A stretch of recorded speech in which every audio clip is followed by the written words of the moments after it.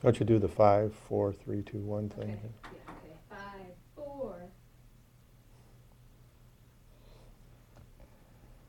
Good afternoon, everyone. Thanks for joining us for this webcast to talk about probably the biggest threat we've ever faced in terms of redevelopment, and that is the proposal from the governor to abolish redevelopment in California. This webcast is part of our efforts here at CRA to keep you informed. We're doing this one today, but it might be the first of a series of webcasts that we'll do in order to keep you informed about what's happening. First of all, my name is John Shirey. I'm the Executive Director of CRA, and with me here to answer your questions on my right is Brent Hawkins. He's with Best and Krieger, and he's our General Counsel and our Legislative Counsel here at CRA. On my left is David Jones. David is the principal and owner of Emanuel's Jones and Associates. He's our head lobbyist and has been with us for several years. We want to reserve about an hour of time for this webcast. We want to reserve as much time as possible for your questions. If you want to ask a question, you can put it in on your set, but be sure to include with it your name, your agency or your company, whatever your affiliation is. Now, be aware there's no phone number. There's no way to call in your questions. This is a video webcast only. So if you want to ask a question, please type it in with your name and affiliation, and we'll be able to read it here on our screen.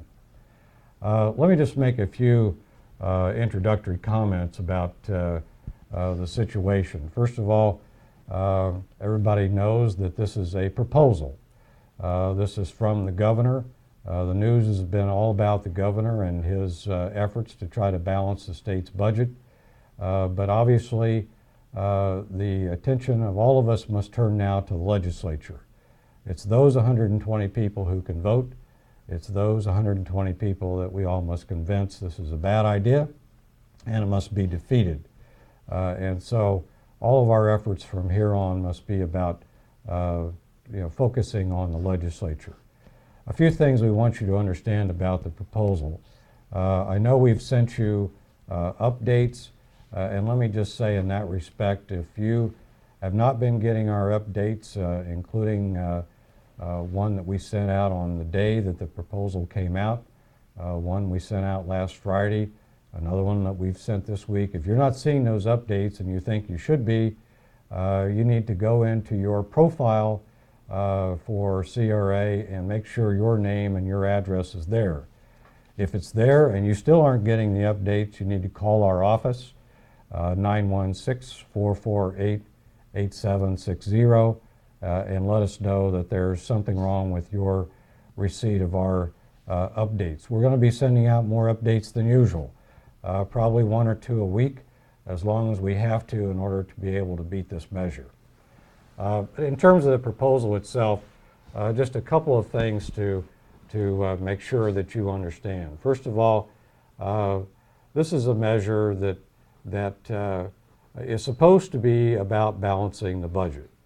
But in fact, even in their own words, this proposal only saves the state $1.7 billion in the first year, that is FY 2011 and 2012, and in the succeeding years it saves no money for the state budget.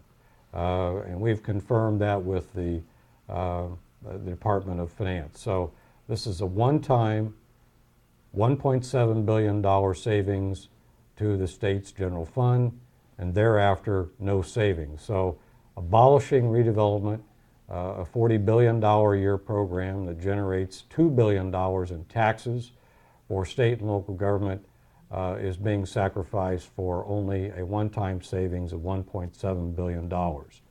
In the out years, while there's more money for schools, that money is not being counted towards the Prop 98 guarantee, and that's why there are no future savings to the state. So just be clear on that aspect of this proposal.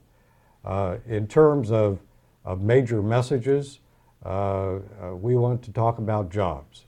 Redevelopment is a huge jobs generator in California. When you're talking to legislators, when you're talking to the press, when you're talking to people in your communities, you need to talk about jobs because we know that's uppermost in the minds of most Californians. They're worried about the future of this state and the country, and they're worried about their neighbors that have lost their jobs or can't find jobs. Jobs is a big issue with everyone in California, and that's certainly one of the big losses if redevelopment is eliminated. In terms of what CRA is doing, we've sent you in our last update something of the game plan. We are treating this as if it were a campaign. It's like we're back before November of last year when we were campaigning hard to pass Prop 22. We're back in campaign mode here at CRA, and you need to be too. This has got to be an all-out effort, and I just want you to know that we've geared up. We're expending considerable resources, and we'll do everything it takes in order to beat this measure. So be sure to go over the game plan that we've sent you. A couple of things to emphasize is that we cannot win this by ourselves. There are many beneficiaries of redevelopment, as we've talked about continually. You need to line up those beneficiaries in your community to speak with you and on your behalf to your legislators about the importance of redevelopment. Those might be people who are at the Chamber of Commerce. Those might be people in labor unions. Those might be people who are in environmental groups or housing interests. Whatever those interests are in your community that your legislators pay attention to, they need to be with you in terms of carrying this message of the damage of redevelopment if it goes away. So just be mindful of the need to build that broader coalition. Secondly, you can't do this without your elected officials. I've heard from elected officials, they seem to be geared up on this, but we've got to have elected officials out front as spokespersons on this issue. They are our most effective lobbyists. So make sure that you're briefing them, staffing them, preparing them for activities that are being planned by us and by the League of California Cities and this campaign to defeat the proposal. So those are just a couple of highlights, a couple of points of emphasis. Let me, at this point, see what questions we have. Let me see here. Okay. Okay, I don't see any questions yet, so waiting for those questions to come in, let me just cover a few more points. First of all, one of the questions that we've been getting here at CRA in the last few days, since about last Thursday, was, well, we're hearing about other jurisdictions that are having special meetings, meetings that are being called for the purpose of taking actions to tie up money so that if the state steps in and cuts off redevelopment agencies from making any further commitments or obligations, should we have a meeting in our town in order to tie up that money? And let us take a couple of stabs at answering that. First of all, in the guidance that I put out on Friday, which hasn't really changed, my advice to you is that if you've been working on a transaction, if it's pretty far along, if it's nearing completion, by all means, do whatever you need to do to speed that up, get it completed, and get those monies obligated, get them under contract, whatever it is that you need to do to finish that transaction. On the other hand, be careful. Do your due diligence. Don't enter into transactions in a hasty way that you might later be sorry about. Make sure that what you do is still a good business transaction. And by all means, don't do things which will create criticism, will get us adverse publicity in the paper or on the radio or what have you. You know, we've got the public going with us on protection of local funds. We don't want to turn them against us by some sort of actions that might be criticized. Now, let me ask Brent, who is our legal counsel, to give you a little more detail about what it is that we think you ought to be doing right now to evaluate these special actions. What I would do, there are a couple of things that I would certainly do right away. The first would be to pull out my most recent statement of indebtedness and use that as a kind of a checklist to go through it line item by line item and identify the contracts, bond indentures, or other written documents that are the evidence of that indebtedness. Check to make sure that tax increment is pledged to repayment of those obligations. You might want to even check and see if there's a repayment schedule. And if the documentation is lacking or insufficient, then I think I would, as quickly as possible, correct the documentation. The second thing I think I would do is to pull out my most recent implementation plan. Take a look at the programs and projects that are listed in that implementation plan and do the same kind of analysis that you did with the statement of indebtedness. What is the status of those projects? Are there contracts in place? Do they adequately encumber tax increment? If not, are there things that we could do quickly to correct that situation? If you have a transaction that's nearing completion, it might make sense to hurry it through to completion. But as John said, this is not a time to panic, do things precipitously that you may end up regretting later. Okay, now we've got some questions coming in, and let me take a few of those. First of all, from Murray Kane asks, isn't it true that this won't raise anything close to $1.7 billion for the state because revenues in don't take two-year recession into account, and rip-off going out doesn't include non-bonded debt? What Murray is referring to there is that the state is using data from the state controller's office. That's data that you report on your annual reports. That data has been running a couple of years behind. And so what Murray is really pointing out is that by using old data, they might be wrong in their estimations about how much money is available for the $1.7 billion in the first year. Murray might be right on that. We want to do a little more research to try to figure out how much debt might actually have to be paid in the first year were agencies to go out of business. So we don't have a firm answer on that, but he raises a point that we're looking into and trying to figure out whether there's something close to that amount of money. Let me move on here. Here's another question from Kristen Clements. What are you hearing regarding urgency legislation status? And I'll ask David to respond to that one. Well, a couple of things. One, we've heard this rumor running around that the legislature was going to come in on Tuesday, this last Tuesday, and immediately pass a bill by 2/3 vote signed by the governor that would eliminate your ability to enter into any contractual obligations. That obviously didn't happen.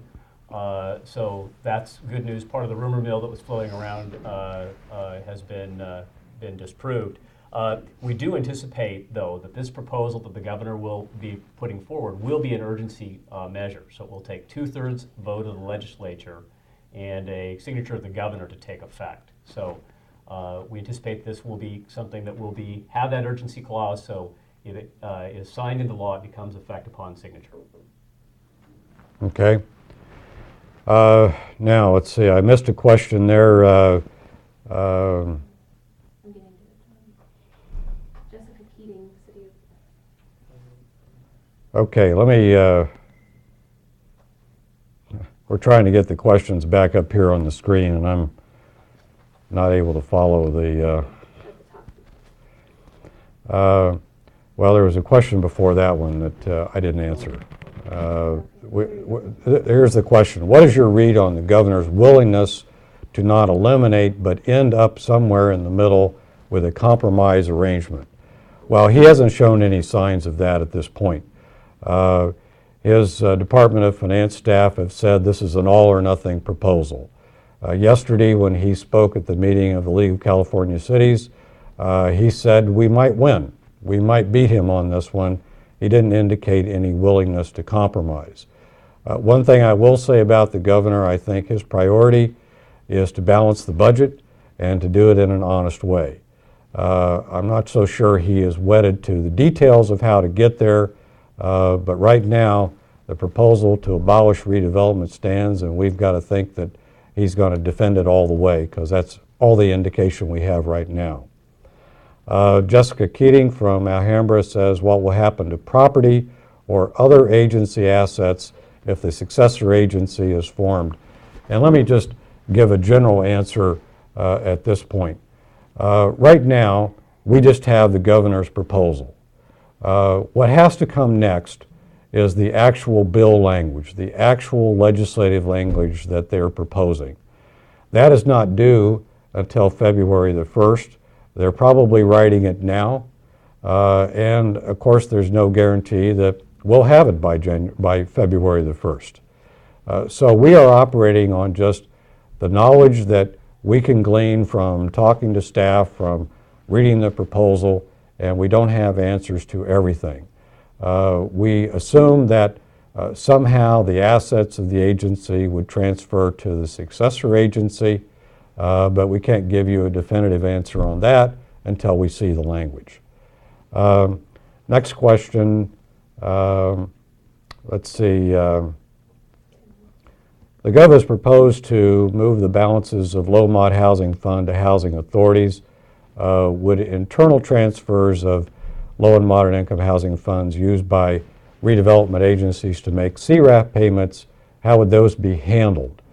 Again, we don't know what they might provide for. I assume what the references here is that when agencies made your payments to CRAF last May, some of you borrowed from your housing funds, and those were loans that have to be repaid. So if agencies went out of business, would those loans have to be repaid, and who would they be repaid to? It's a good question. We just don't know the answer because that hasn't been provided for. It is in the governor's proposal that funds that remain in housing funds would be transferred to local housing authorities. If you don't have one, presumably it might go to the county's housing authority. Why housing authorities were chosen, we don't know. It may have been just a convenient place to park money, so we don't have a good answer as to why and the details of how housing authorities might use those funds. Okay, what effect may this have on unused, unallocated bond proceeds? What about unmet housing production? In terms of the last question, I assume what you mean there is that every agency has housing obligations. If those haven't been met by the time that agencies would be slated to go out of business, what happens to those obligations? No answer on that. Again, we'd have to wait to see what the legislation says. Now, there's another question here about what happens to unallocated bond proceeds. Brent, I don't know whether you have a thought about that or not, but Well, clearly those are among the assets that agencies have that would have to be transferred to the successor agency, and they would have to be used in accordance with the same rules that they would have been used by the agency. Beyond that, until we see the language of the legislation, I don't think there's too much we can say. Okay, next question is from Tim, I guess. Some cities are selling assets to redevelopment agencies, transferring title to the asset and an RDA note to the city and charging above market interest on the notes. Won't any take find these to be void? I don't know, Brent, you have a thought about that? I mean, that's a really hard one for us to answer again. It depends on how it's worded, and that's why we're waiting for the legislation. I think that they would certainly try and structure it in a way that would void those kinds of transactions. Whether they can do it effectively or not, we won't know until we see the language. Next question from Steve Christensen. If the budget is not passed until late in the new fiscal year, September, will the abolishment of RDAs be retroactive to July 1st? Well, let me just ask David to give everyone an idea about what the calendar looks like right now. Timing that the governor is projecting on is this is a very fast-tracked approach. I'm hoping I'm speaking loud enough. He wants to do something in the next 60 days and actually wants something in place by March 1st. So the good news, I guess, is that we're gonna know very quickly about what our fate may or may not be. They've announced a multitude of budget hearings in the coming weeks, beginning next week. The Senate, in fact, announced they're going to have 29 budget hearings, either subcommittee or full budget committee hearings between now and the week of February 14th. So we'll be very, very busy. The Senate subcommittee that's going to take the first look at this proposal is going to be on February 3rd. It's upon adjournment, so we don't know exactly what time that will be, but that will be one of the first chances we'll have to make our case as far as the validity or the rationality of moving this forward. The Assembly Subcommittee is going to hear this proposal on February 7th at 2 p.m. So we know that hearing will be at 2 o'clock, and we'll be encouraging people to come, if you can, to both of those hearings to help us make our case. So go ahead and mark those 2 dates on your calendar. We've notified you about the February 7th hearing. We're going to have activities that day here in Sacramento to demonstrate the support for redevelopment, and we're going to be appearing at that hearing. And now we've got a new date that we haven't put out in our update about February the 3rd being the first hearing for the Senate. We probably won't organize activities for both days, but we do want people to come to Sacramento. We want to be heard. We want people to know in the legislature. So plan on coming. Make sure your elected officials come. Set up meetings now to meet with your legislators those days so that we can carry the message. Next question says, what about offering a compromise proposal where agencies give up 20% of your tax increment permanently and so on? We're not offering compromises. This is a situation where a gun is being held to your head and threatened with abolishment. So that's not a compromising environment. And at this point, all of our efforts should be going into persuading the legislature, again, those 120 people in the Assembly and the Senate, this is a bad idea, and we're going to suffer consequences at home if redevelopment is put out of business. Okay, let me move to the next question, which is Bob Nance. What are your thoughts regarding the state's ability to make any taking retroactive to January 10th? Can the state's emergency action cancel contracts? Well, that's a lawyer question. Let me ask Brent to talk about the Constitution. You know, that was a question that came up in 1986 when they did the Federal Tax Reform Act, and Rostenkowski's bill was retroactive to the date of introduction. I don't know that what you'd be working with is the contract clause in both the federal and the state constitution. The state can't pass an act that materially impairs the obligation of contracts. I don't think the question got answered back in 1986 because the mere existence of the bill in effect froze up the bond market, and so as a practical matter, you couldn't issue bonds anyway.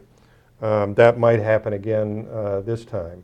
I think there's at least an argument that that would be a violation of the contract clause, but I don't think the answer to that is clear enough at this point that bond counsel would be in a position to offer a clean bond opinion on an issue. So it would, in my opinion, it would have the effect of freezing up the bond market. And again, just to reiterate what David said earlier, we have no information that there's any intention of introducing a bill that's retroactive to January the 10th. Here's one from Novato. What support is gathered in the community and elected officials? Is it best to send letter or phone calls? Who is best to direct the comments to? The governor, legislators, committee, etc.? The answer is practically yes to all of the above. We need to do everything, folks. You can't do too much here at this point to demonstrate the problems that this will cause. Sure, it's a good idea to send a letter to the governor letting him know that this is a bad proposal and it's very much opposed by your local government. So sure, do that. But you need to spend time face-to-face with legislators. You need to have people with you who are from your community, who are beneficiaries of redevelopment activities and funding, saying that message along with you. It can't be the sort of thing where you're just doing too much. We've got to make an all-out effort. So do all of the above.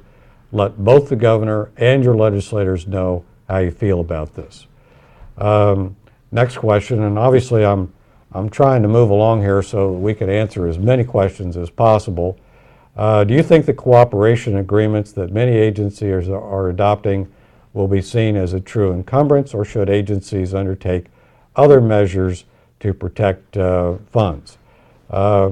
I think Brent has answered that, but you want to reiterate your point there? Well, I don't think there's going to be an effective one-size-fits-all solution that we could tell every agency this is what you ought to do. I think each agency's circumstance is different.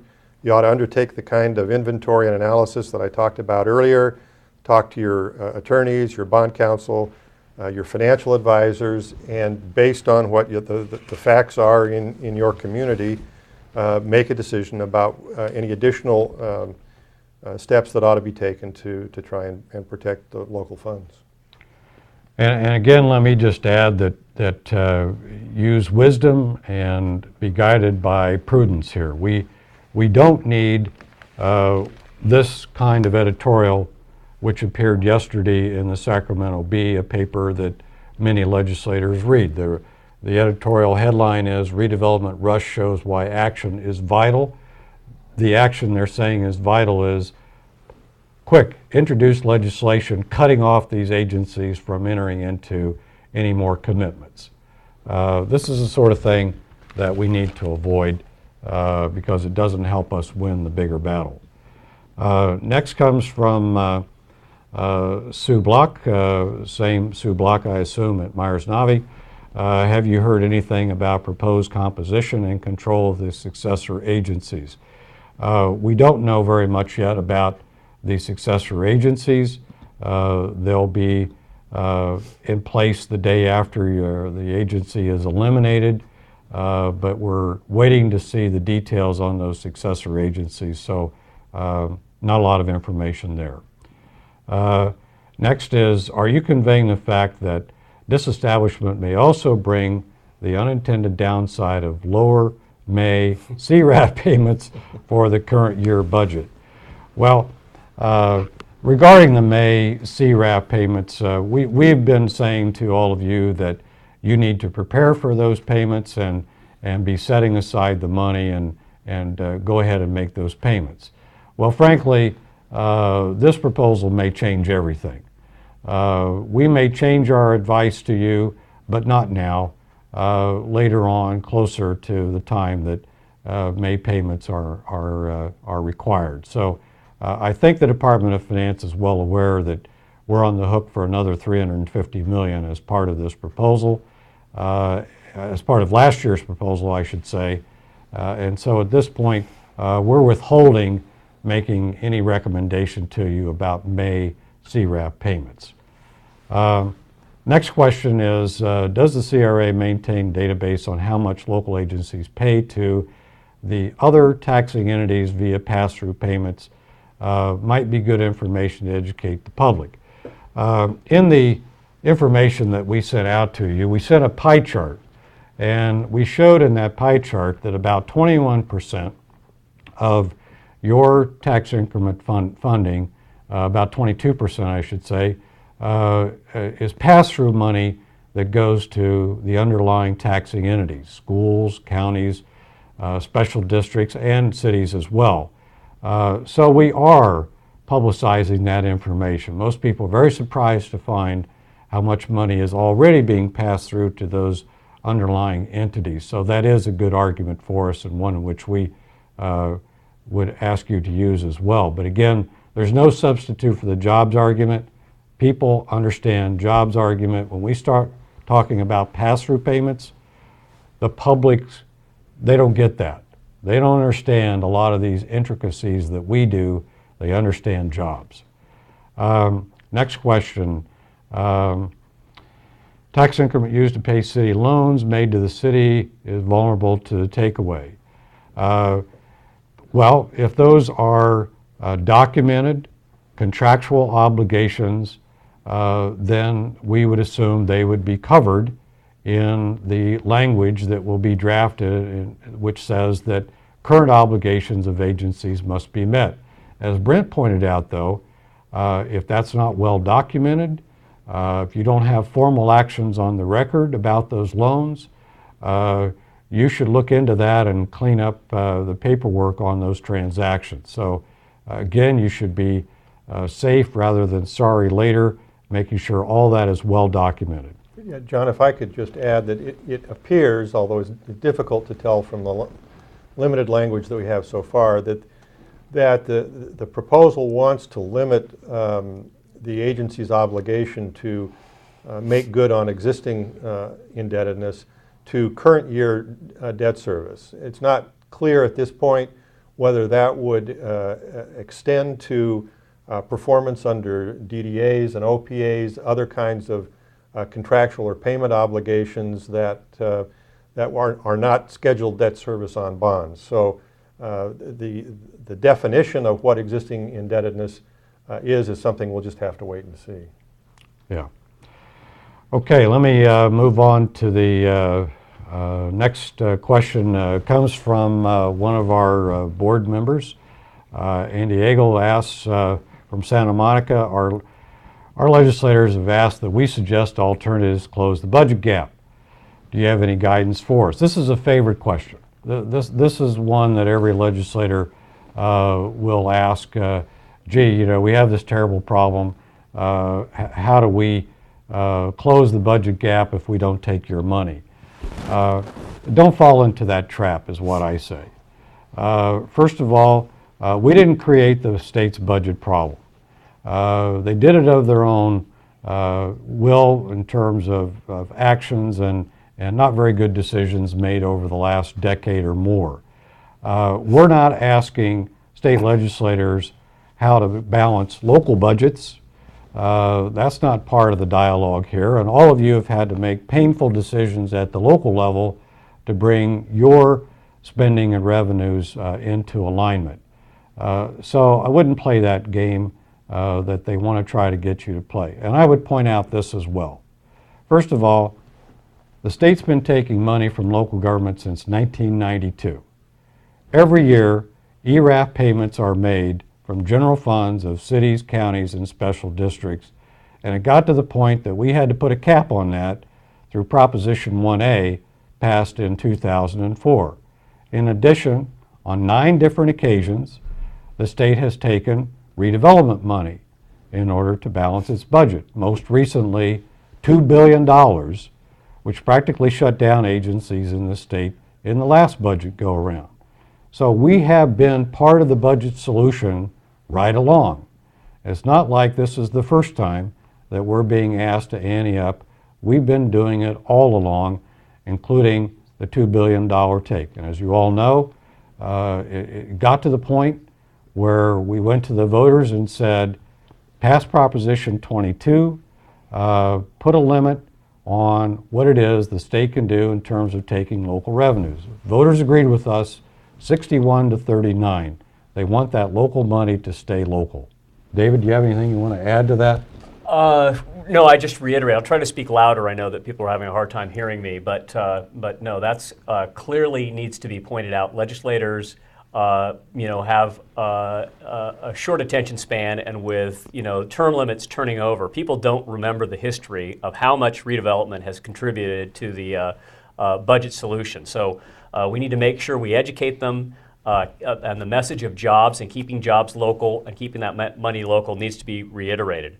If I can go back to something that was talked about, setting up meetings with legislators, making sure you do that with the right messengers, making sure you have those people that are important to your legislators, be they public safety, housing developers, environmentalists. Those are the folks that need to be with you to carry that message. And if you can get a commitment from your legislator that they are against the proposal, we would urge that you would have them go talk to their leader. Have them go to their leader and tell them that they are not going to be a vote for this proposal. That will strengthen our hand in being able to deal with this. As John mentioned, we can't negotiate or compromise with a gun to our head. And let me just emphasize that again, because I have seen too many times where local officials will go to their legislators and they'll ask this question: do you support redevelopment? And just about every time, your legislator will say, oh, sure, I support redevelopment. But that's the wrong question to ask. The question to ask is the one that David just gave, which is, will you oppose a budget package that includes abolishing redevelopment or doing some grave harm to redevelopment, making it impossible for us to do our jobs? That's the real question. That's the one you want to know an answer to, because it's too easy to slide out from under an answer that says, oh yeah, I support redevelopment. Now, here's another question about the February 7th hearing in the Assembly Budget Committee. We're going to send you all the details on that. That hearing will be at 2 o'clock, but we're going to have other activities that day, and in our updates, we'll let you know about that one. Here's a question: what about loans between private organizations and RDAs? Will those be honored? Some are longer than a single year forward. It really doesn't matter who the party is to that contract or obligation. If it's a legally binding obligation on the redevelopment agency, it's probably recognized in the Constitution as impairment of contract if the state tries to overturn that. Again, it's got to be legal. It's got to be binding. It's got to be documented. It's got to have all those things attached to it that make it a commitment that would fall under the protection clauses in the Constitution. Let me move on to the next question. Comes from another one of our board members, Leslie Little from Morgan Hill. What's the likelihood of legislation in the next week to prohibit further agency contracts, and could it be retroactive to the date of introduction of legislation? David, you want to Sure. answer that? When asked by the press, neither the pro tem or the speaker have legislation in the wings to do that. When asked directly by us from the Department of Finance, are you going to have in your legislation to eliminate redevelopment a retroactive date? And the answer was no.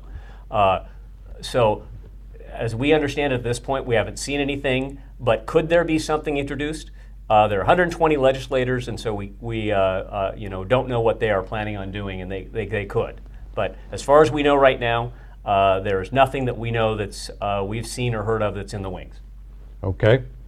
There's another question, another one from Tim, who asks, what reforms to current redevelopment law has CRA accepted to avoid the black eyes described in the Los Angeles Times and the Senate Oversight Office report? This is the report that had to do with problems with use of your housing funds. We haven't accepted any reforms in that respect, but it just so happens that tomorrow the three of us are due to meet with Senate staff to talk about such reforms, and we'll see what it is that they have in mind with respect to that issue. CRA's board has considered this issue. We did tentatively talk about some ideas that we might propose, but we haven't gone forward with those because that's a little like rearranging the deck chairs on the Titanic given the governor's proposal. I'm not frankly much in a mood to talk about reforms when we're being threatened with annihilation. So we'll just have to let you know more about that particular issue. Right now, we got to defeat this proposal. Here's one from Josh Stevens. How will Prop 22 play into the legal case CRA will be making? I'm going to let Brent answer that one. Well, of course, it depends on how it's done, but we believe that Prop 22 prevents the legislature from requiring the transfer of redevelopment funds to other entities for non-redevelopment purposes, and that what the state I think finds itself in something of a conundrum, because however they do this, they're either going to have a violation of Proposition 22, a violation of Article 16, Section 16 of the California Constitution, which is the section that establishes redevelopment agencies, and or a violation of the contract clause of the state and federal constitutions.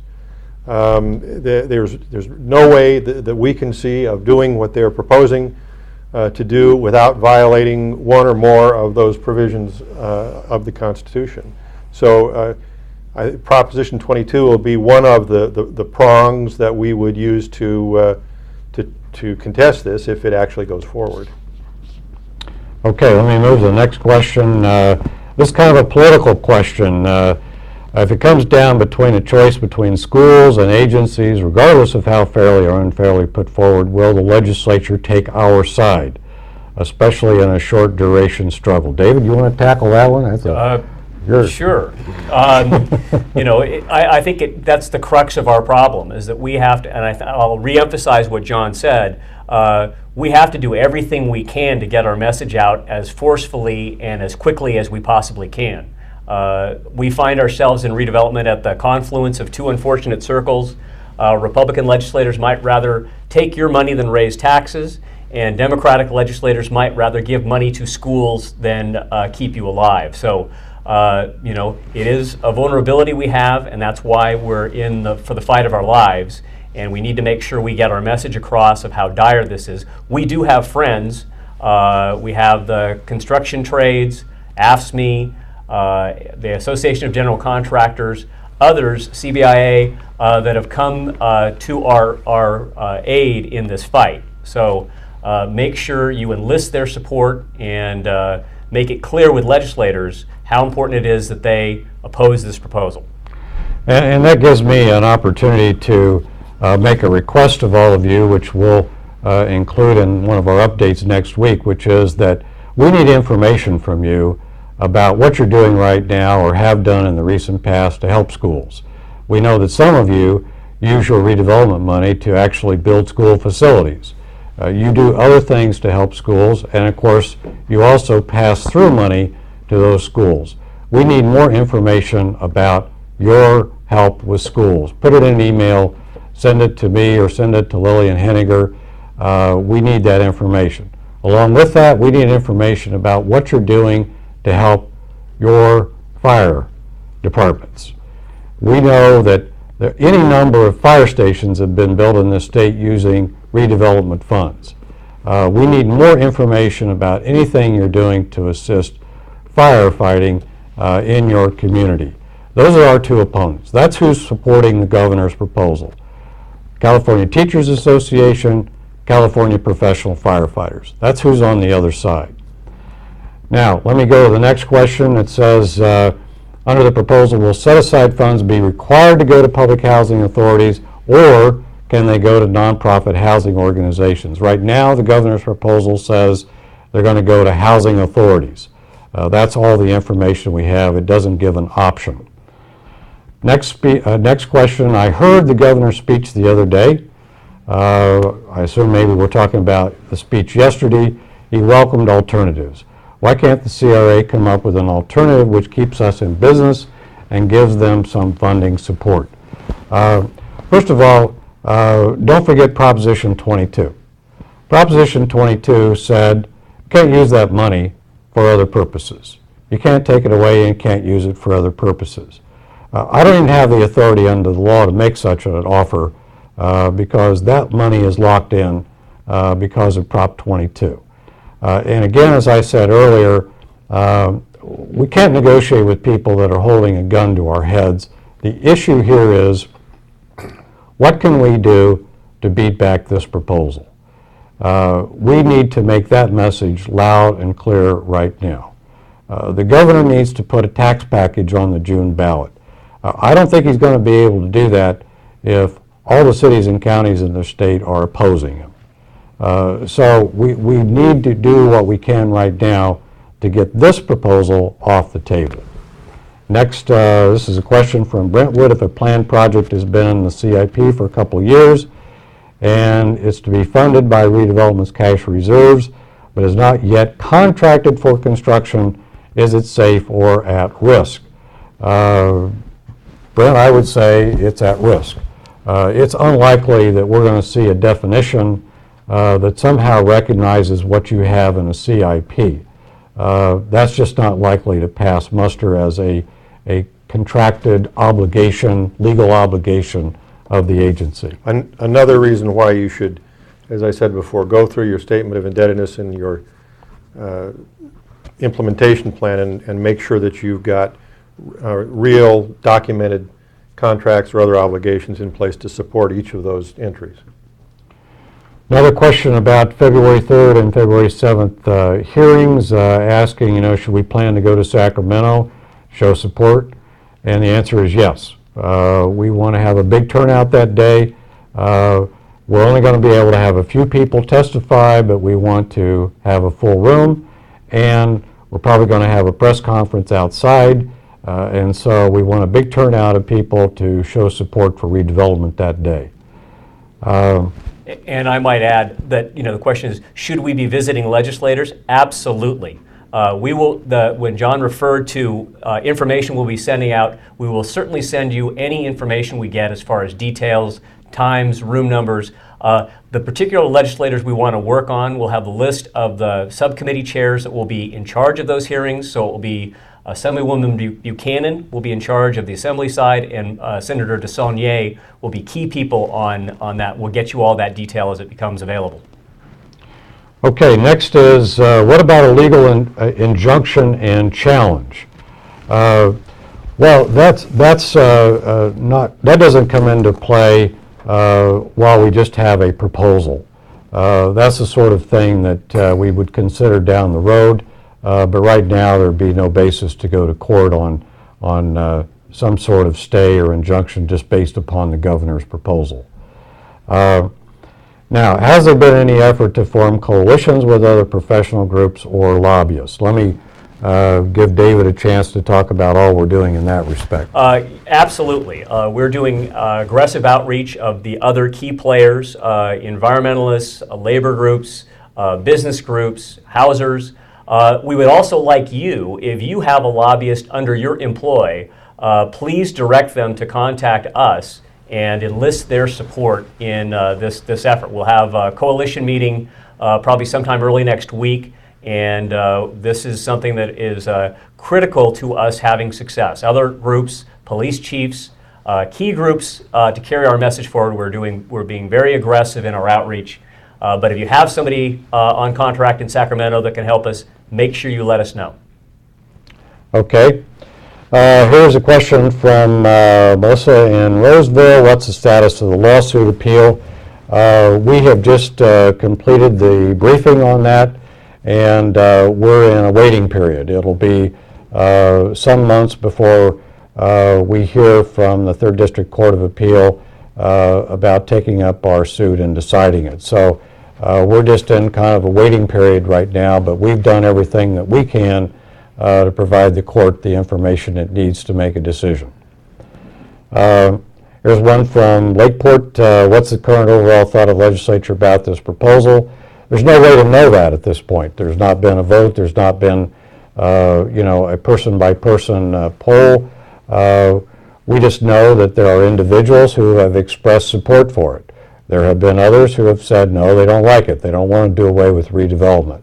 But then there's everybody in between. And that's where your lobbying efforts have got to go to work. We've got to reach as many legislators one-on-one as we can and just make sure that they don't buy into this proposal. Another question, variable rate bonds require future legal approvals, new LCs, refundings, etc. Would legal power be given to successor agencies? That's another question that has to be answered with the details of the proposed legislation and what authorities would be given to those successor agencies. What we gather is the drift of these successor agencies is that they are maintenance organizations. They are there to take care of any remaining commitments, to pay debts and obligations, and to phase down and phase out the operations of the agency. And so nobody should assume that these successor agencies are going to have some new agenda that they can take on. But they're there, frankly, to just wind down and put redevelopment out of business.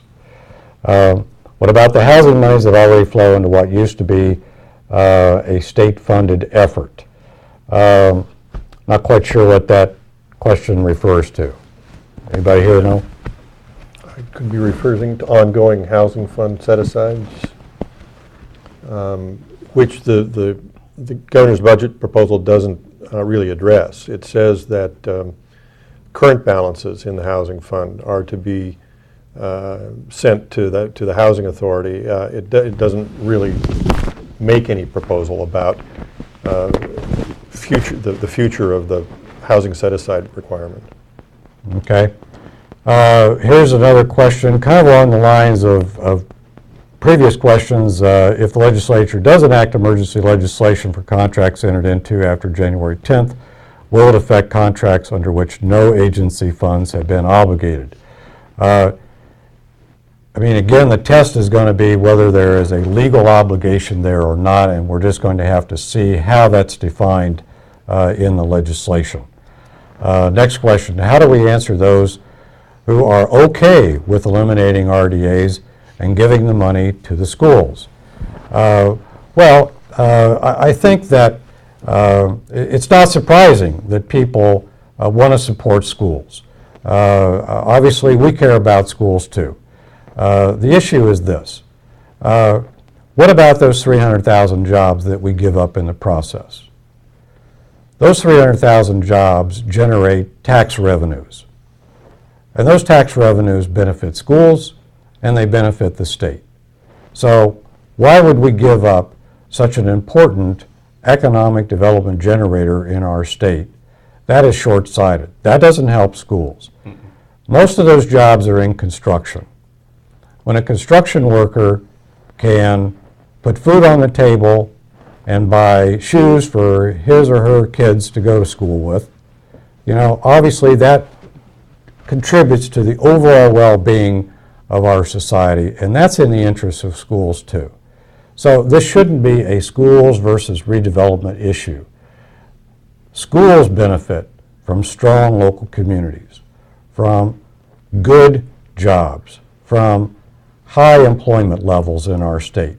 We ought to be somehow working together so that both are achieved in California. Next question. Is there data to show that redevelopment expands the pie of property taxes through stimulating reassessment so that elimination of redevelopment will not produce additional taxes for other agencies? What we know is that when you make investments in your communities, the value of properties go up. And not only the properties where the investment is made, but surrounding properties. Economic development occurs because of redevelopment investments. That we know for sure. The rising tide lifts all boats, as they say, and redevelopment improves communities by increasing property values all around. which also helps schools, by the way. Can you elaborate on the argument that the abolishment of RDAs will not help the budget deficit in future years? Okay, let me explain that. Again, in the governor's budget proposal, he proposes to take $1.7 billion of what would have formerly been redevelopment money for the state's budget. That $1.7 billion would pay for Medi-Cal and trial courts, about evenly split between those two obligations of the state. After that, the governor's proposal says we're simply going to reallocate leftover monies, that is, leftover money after those various debts and obligations of redevelopment agencies are paid, to other taxing entities, such as schools, counties, cities, and special districts. The biggest share of that reallocation would go to schools. He's proposing $1 billion. He's also, though, proposing that that $1 billion of money would not count towards the state's obligation under Proposition 98 to provide minimum funding for schools. When you made your CRAP payments in May, that counted against the state's Prop 98 guarantee. And for every dollar the school got from you, that's a dollar they didn't get from the state. Under the governor's proposal for abolishing redevelopment, he doesn't do the same thing.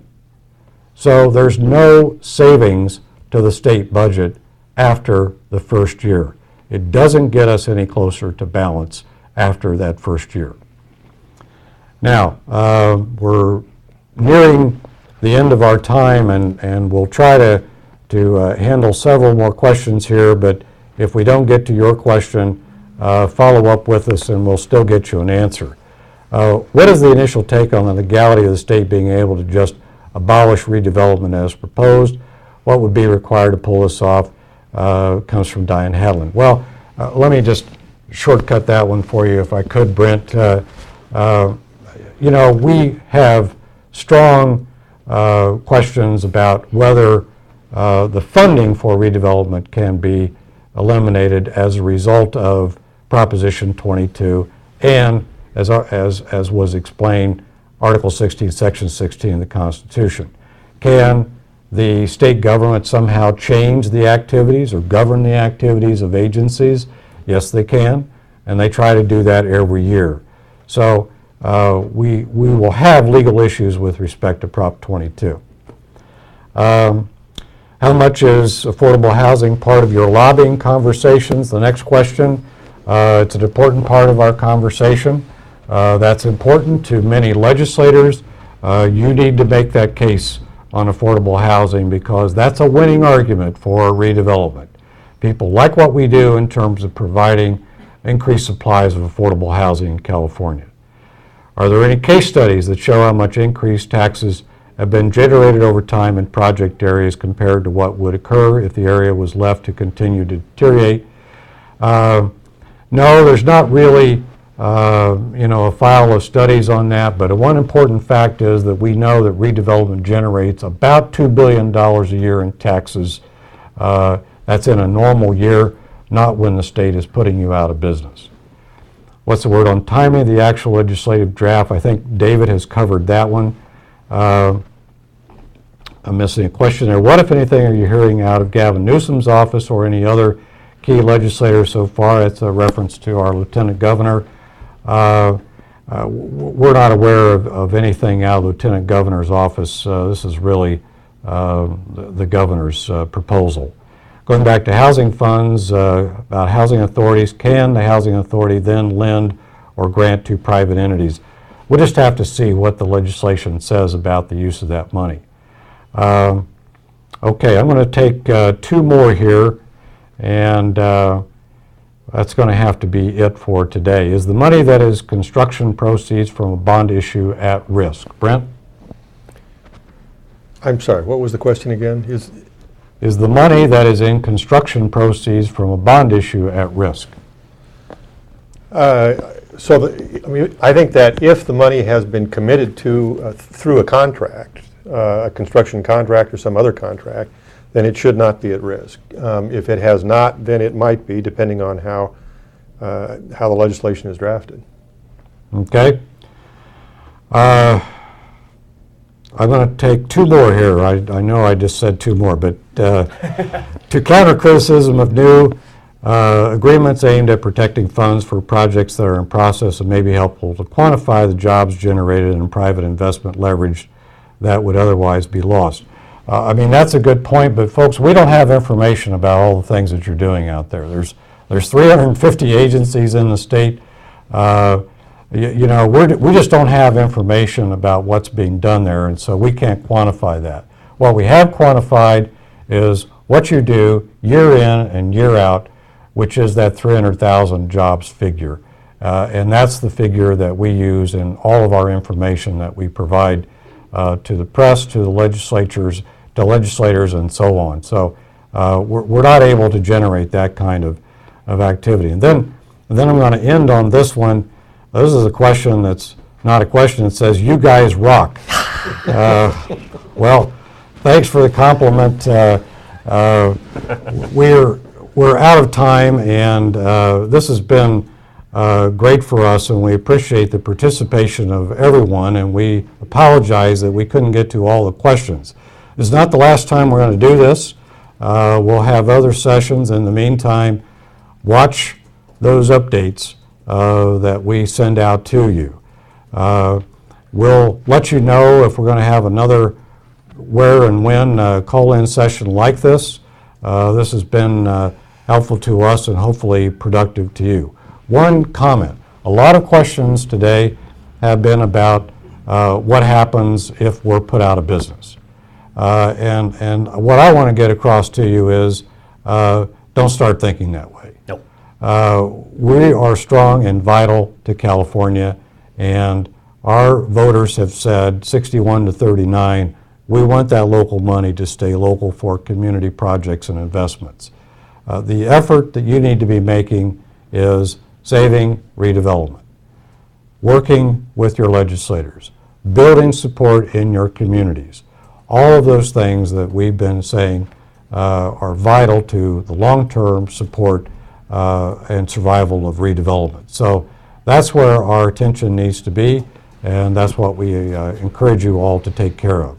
Again, I'm John Shirey. This is David Jones and Brent Hawkins. Good to be with you today. We're going to run off and try to defend your honor over across the street.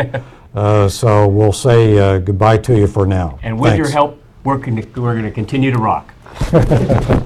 Thanks.